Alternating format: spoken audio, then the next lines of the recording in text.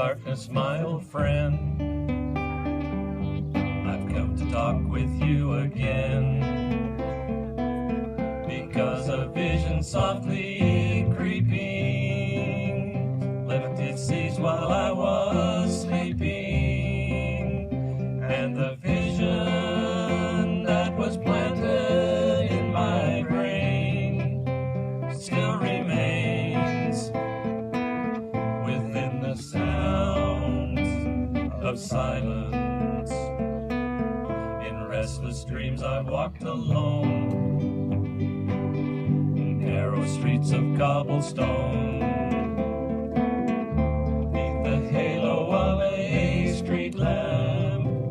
I turned my collar to the cold and damp, when my eyes were stabbed by the flash of a neon light that split the night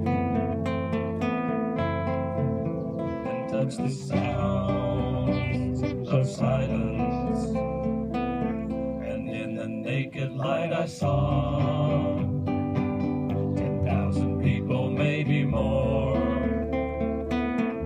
people talking without speaking, people hearing without listening, people writing songs that voices never shared, and no one dared disturb the sound of silence.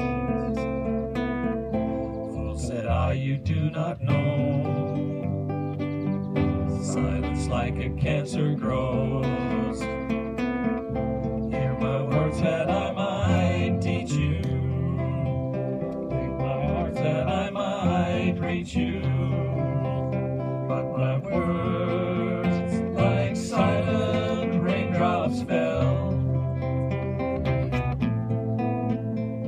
and echoed in the wells of silence. People bowed and prayed to the neon gods they made, and the sign flashed at his warning in the words that it was forming. And the sign said, the words of the prophets are written on the subway walls and tenement halls,